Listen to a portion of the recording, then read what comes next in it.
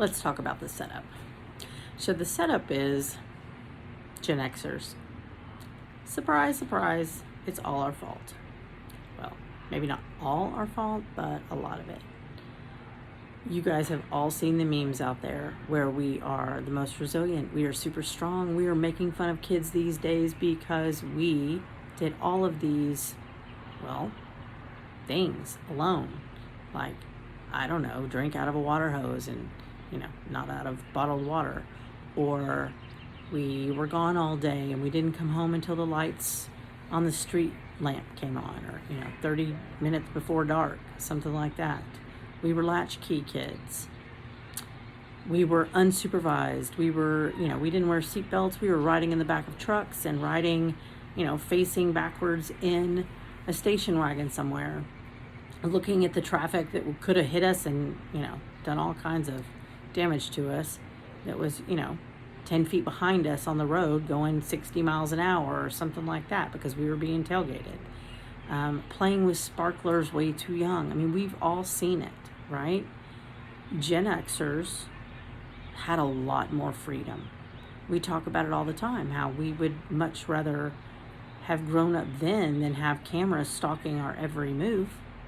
So here we are. Kind of picture this. We are Gen Xers who go to school all day, learn, write things out in longhand, do our math tables, do our calculations, again, longhand, have to show our work, have to keep it neat because we didn't have calculators back then. Not that we were allowed to use in school. And we had, I had typing class once a week for 30 minutes, and I think I had computer lab once a week for 30 minutes. So everything we did longhand. We actually read books, we carried textbooks, we had lockers, all of those things, right? So then we go home. And we go home, a lot of us unsupervised, some of us not. But either way, we go home. We might have a snack, we might do our homework, we might not in my case, ever. I hated homework. Hated homework. That said, we were supposed to do homework. How's that? We were supposed to do homework, and then we had to entertain ourselves because our parents sure didn't do it, and we didn't have TV that was entertaining until late at night, and then it got too entertaining and we weren't allowed to watch it. So there was this very finite amount of time that we could watch TV after school, and we wanted some kind of social activity. So we left the house and we did things like create fun. We created fun by making up stories, making up games, exploring the world. I mean, let's be real. If my mom knew I was playing in drainage tunnels at the age of 8, walking 3 or 4 miles down the road to a local grocery store, I would have been in trouble. And so we didn't tell anybody that stuff. If we created bike ramps, we had to build that. We had to come up with the scraps. We had to scavenge. We had to look. We had to come up with bike ramps.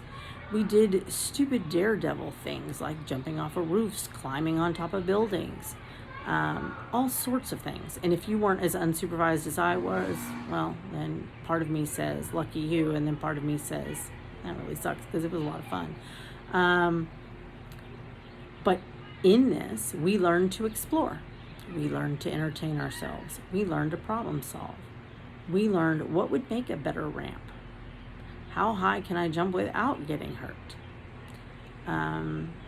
If I have a flat tire on my bike, I learned to carry it home or to walk it on one wheel. All sorts of things, right? We learned to problem solve. Fast forward a few years, and I don't know about you, but I started working at the age of 15. So now I'm going to school, I'm working, and I'm being creative if I want to have any fun outside of those two. And then fast forward a little bit more. Oh, and playing sports. Lots of sports, but not sports like today. Not crazy sports, not 5-day-a-week sports, like 2 days a week outside of school sports. And of course, we had our in-season school sports, but that was school. And so, yeah, that wasn't crazy. Oh my God, my kid has to be the best at everything. I'm going to travel all over the world's kind of sports.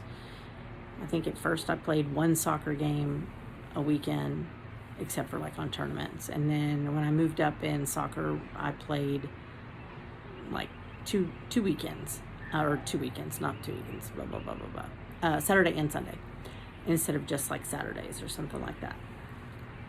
And then I think my practices were 2 to maybe 3 days a week if I moved up, but I don't think so. I think it was pretty much 2 days a week outside of school stuff.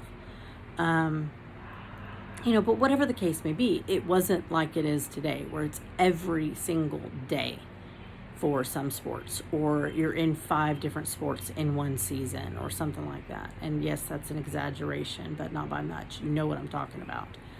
And we sure didn't do things like travel ball. We were gone all the time. And we had a tournament, once a month, and we weren't paying our coaches to coach us. They were, local volunteers who happened to be good. And yeah, maybe we did when I got into select, but it wasn't much. It definitely was still kind of more from purity of heart and wanting to give back. I digress. My point is, life was different. We were busy. We entertained ourselves. And then we just kept working on into college if you went. If you didn't, okay. I did, but not your typical 4-year route. And so I was working a lot and trying to support myself. And I think a lot of people did that. Or maybe they did go to college for 4 years. But either way, we got out and we worked and we hustled. So we go straight from youth of taking care of ourselves all the time and learning how to be creative, learning how to be resilient, learning how to be self-reliant. And then we go into the workforce. And I don't know about you, but when I was a kid, I saw Richie Rich, and I wanted to be like Richie Rich. Well, okay, maybe not be like him, but also have a machine that would get me out of bed, shower me, get me ready, pick out my clothes, brush my teeth. So I didn't have to do that because, I don't know about you, but I don't like getting up in the morning. I'm tired. Bewitched, Samantha, who wouldn't have wanted a person who could wiggle their nose and wanted to be that person and then clean the house? Although we did invent like Roomba and stuff like that, hey, we were smart. We wanted all of these automated systems so we could be lazier because we didn't want to have to work as hard, right? Or I cannot remember the name of the Jetsons maid, but ooh, did I want her to be like a servant for me. I needed a maid that would cook my dinner and like bring me a drink and stuff like that. Because again, we as humans, we want to be lazy. So we go to college or we go into the workforce. Either way, we have all these just life skills. We're ready to go. We have these life skills and we start creating more things, right? Computers are coming online, the internet becomes a thing, and I say coming online, but they're becoming household names, right? The internet becomes a thing, and technology advances because we are creative. And a lot of it is we wanted to make our lives easier. We wanted an easier life that would allow us to relax. And so we created all of these machines that would do things for us. The problem is we handed them to our kids way too young. Way too young.